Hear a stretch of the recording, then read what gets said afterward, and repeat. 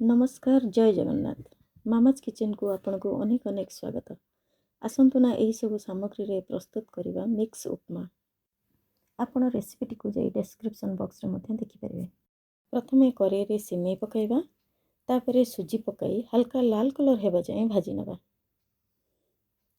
किछि समय भाजिबा परे सेथिरे अल्प किछि रिफाइन तेल पकाइबा, तापरे ताकू पुणी 2 मिनिट जाय भाजी नबा। भिडियोटी को शेष जाए देखंतु, लाइक शेयर सब्सक्राइब करंतु एवं सुंदर कमेंट टे छाड़ंतु। वर्तमान ताको गोटे प्लेट को काढ़ी दियंतु एवं सेही कड़ाई रे पुणी 2 चम्मच रिफाइन तेल पकांतु। अल्प गरम हेबा परे सेथिरे सोरिष पकाइबा,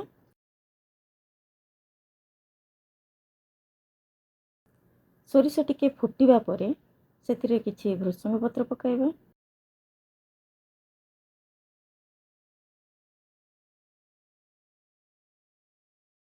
तापरे कटा कंचा लंका पकाइबा,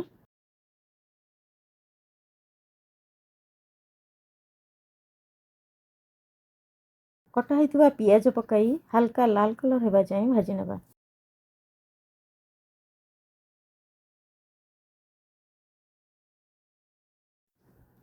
एबे सेथिरे कटा टमाटो पकाई कसी नेबा।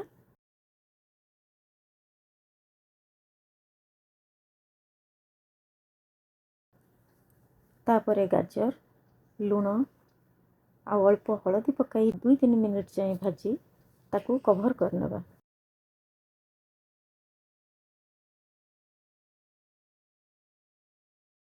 3-4 मिनिट परे अधा आधी सिझी जाइतिबो। एही समय रे आमे ढांकुणी खोली सेथिरे भजा चिना बादाम आउ भाजी रखिथिबा मुग डाली को पकाई गोळे नबा। सेथिरे 1.5 ताटिया पानी अल्प लूण देबा, कहीं ना आमे भजा हेला बेले अल्प लूण पकईथिलु। केवल पानी अनुसार जतिकी लूण आवश्यक सेतिकी पकाइबा। एबे बैलेंस करिवा पई सेथिरे 1 चम्मच चीनी पकाई ताकू भलो से फुटिबा पई छाडी दबा। पानी एबे बढ़िया से टकमक करी फुटी गलानी। एही समय रे भजा सुजी सिमेई को पकाइबा। ध्यान रखिबे अल्प अल्प करी पकाइबे ओ अन्य हाथ रे खड़िकारे गोलाउथिबे, नहले सुजी सबु गेटालिया होइजिबो। तापरे ताकू किछि सेकेंड पई गोलाई लो टू मीडियम आंच रे किछि समय पई घोड़ाई रखिदेबे।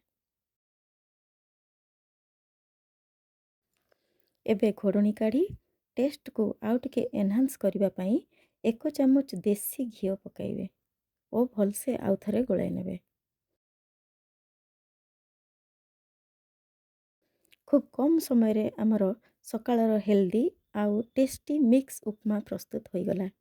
एबे चटापट प्लेट को बाढ़ी आचार सह यार मजा नियंतु।